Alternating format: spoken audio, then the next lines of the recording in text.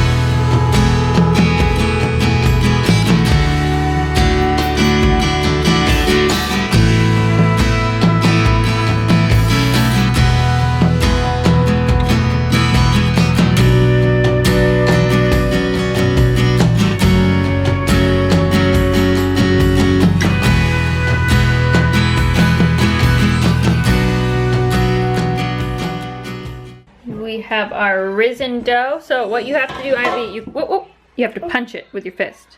This? Yep. Ugh, Good job. Punch it again. so squishy. All right. Now Okay, we're gonna cut it in half. Let me get a knife.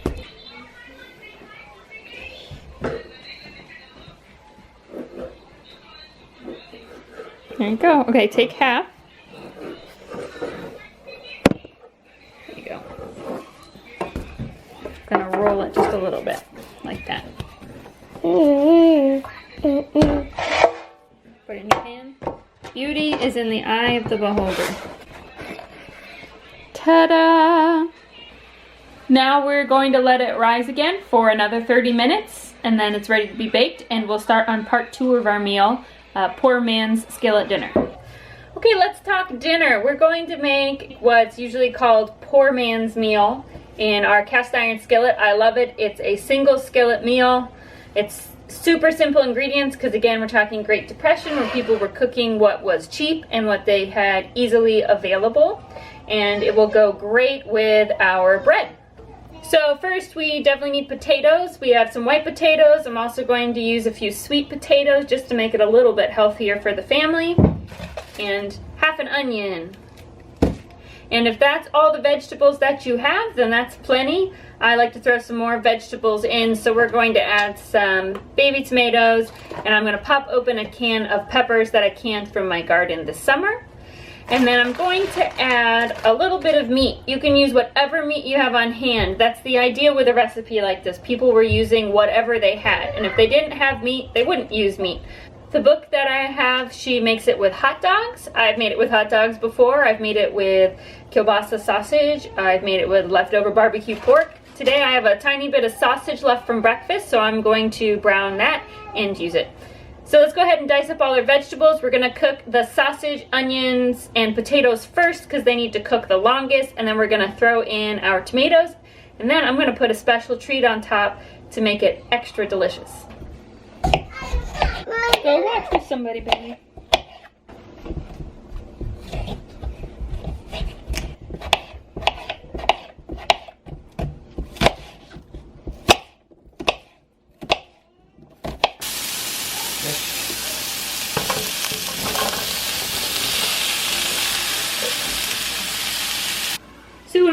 to the farm first, I became really interested in reading and watching YouTube videos for people who cooked in what they call the Great Depression style. Because one, I just found it really interesting historically. Two, at that time we were just starting to deal with Annie's medical diagnosis and all of the giant bills that came with it, and so trying to eat as cheaply as possibly, trying to eat just based off of what we were growing and raising here really became a priority. And the Great Depression style cooking that's what it's about. It's about very few ingredients. It's about trying to use what you can grow yourself or what you can buy very cheaply. Just really simple recipes. And I stumbled across this YouTube channel of a lady who was in her late 90s at the time. Her name's Clara. I'll link her channel up here if you're interested, and below. It's really interested. She's just like anybody's grandma and kind of walks you through some recipes from what was then her teen years during the Depression. She has since passed, but they still release new content on the channel because they filmed lots and lots of episodes with her. And this year for Christmas, I got her cookbook, and I thought, gee, wouldn't it be kind of fun to do a Great Depression style meal? Come here. What is that? What is that? It's a camera. So that's what we're doing today. This is a meal we've eaten many times before. This isn't a new one for us, but there's a lot of recipes in here I'm excited to try, and they're all really simple. 3, 4, maybe 5 ingredients. Real simple, but still really good food. Okay, our potatoes are about done. So we're gonna add all our other ingredients.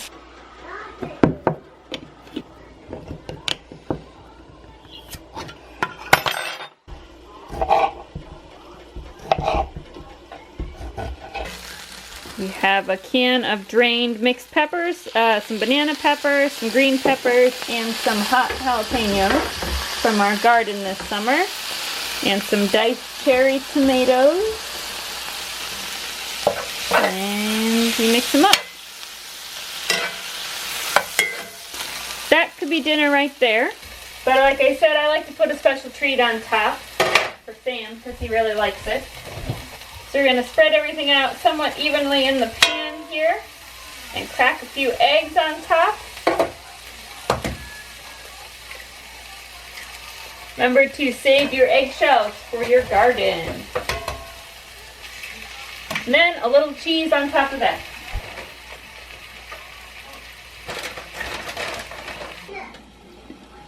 Cover it and let the eggs cook all the way through, probably about 5 minutes. Yeah. Okay, we're ready. Want to know what happened to the bread? What happened to the bread? We ate Itty it. bitty little loaves. We ate it. Say we ate it. We ate it.